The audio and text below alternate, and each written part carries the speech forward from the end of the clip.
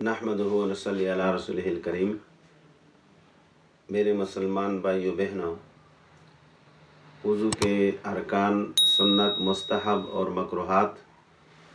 اور وضو کے ساتھ مسنون دعائیں اور مسواک کے احکام، اور جن چیزوں سے وضو ٹوٹ جاتا ہے ان کے بیان کے بعد آج یہ بیان کیا جائے گا کہ وضو ہونے کی حالت میں اور بے وضو ہونے کی حالت میں انسان کے لیے کیا چیزیں جائز ہے اور کیا ناجائز ہے، یعنی وضو کا ہمیں شریعت میں کیا فائدہ ہے۔ پہلا مسئلہ یہ ہے کہ پورا قرآن مجید یا اس کا ایک پارہ یا چھوٹا سا کاغذ کا ٹکڑا جس پر کوئی آیت لکھی ہو، وضو کے بغیر اس کو چونا حرام ہے۔ اور ہر قرآن مجید پر اوپر لکھا ہوتا ہے لا یمسہ الا المطہرون، کہ اس کو وہ لوگ ہاتھ نہ لگائے جو پاک نہ ہو۔ دوسرا مسئلہ یہ ہے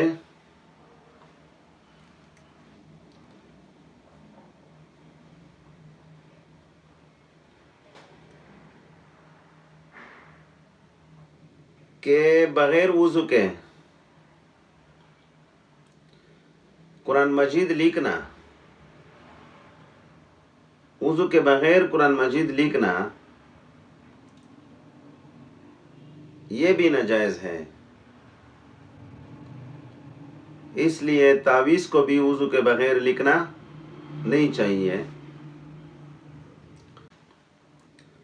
کہ آیت سے کم لکھنا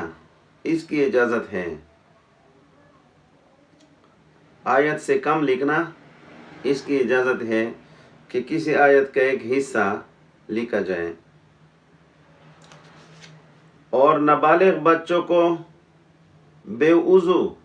قرآن مجید کو ہاتھ لگانا اور بغیر وضو کے قرآن مجید کو کسی کو دینا یہ بھی مکروہ ہے۔ البتہ بے وضو شخص کے لیے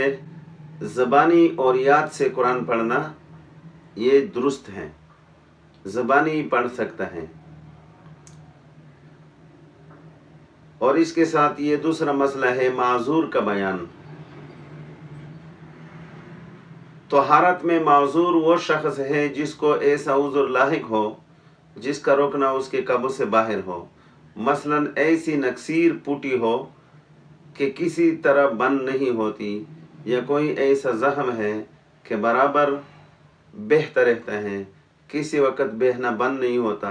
یا پیشاب کی بیماری ہو کہ ہر وقت قطرے آتے ہیں، اور اس کا وہ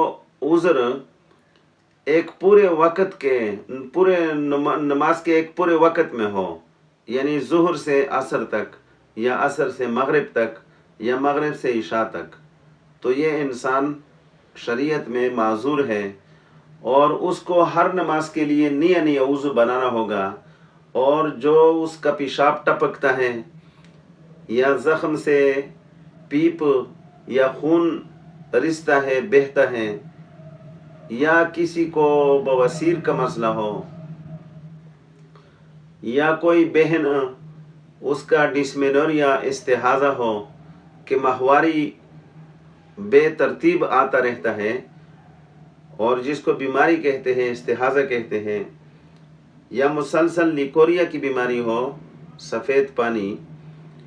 تو ایسے تمام افراد جن سے ایسی چیزیں جسم سے نکلتی ہے جو وضو کو توڑتی ہے لیکن وہ اس کے قابو میں نہیں ہے، تو ان ایسے افراد کے لیے شریعت نے یہ سہولت پیدا کی ہے کہ یہ ہر نماز کے لیے نیا وضو بنائے۔ اگر دوسری کسی چیز سے وضو نہیں ٹوٹتا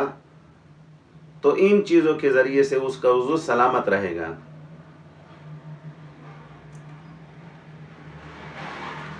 اور اس عذر ختم ہونے کا وقت وہ ہے کہ پورے ایک نماز کا وقت اس تکلیف سے خالی گزرے، تو یہ سمجھے کہ میرا وہ عذر ختم ہو گیا، اب وہ شریعت کی سہولت بھی جاتی رہی، اور یہ انسان اگر دوسرے وقت میں اس کے ناک سے خون بہے یا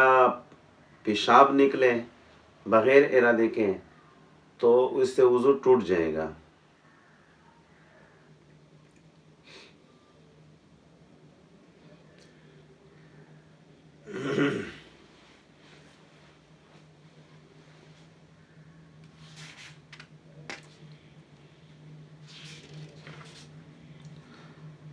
اور یہاں تک وضو کے تمام مسائل اللہ کے فضل سے چیدہ اور ضروری مسائل۔ ویسے بھی یہ کتاب بہت مختصر کتاب ہے، اس میں زیادہ لمبی چوڑی بات نہیں ہوتی، مختصر کتاب ہے۔ اور اس ویڈیو کے ساتھ اگر آپ سے ہو سکے تو اس کتاب کو خرید لیں، اور ویڈیو کے ساتھ ساتھ یہ بھی دیکھا کریں، اور گھر میں رکھنے کی کتاب ہے۔ وآخر دعوانا ان الحمد للہ رب العالمین۔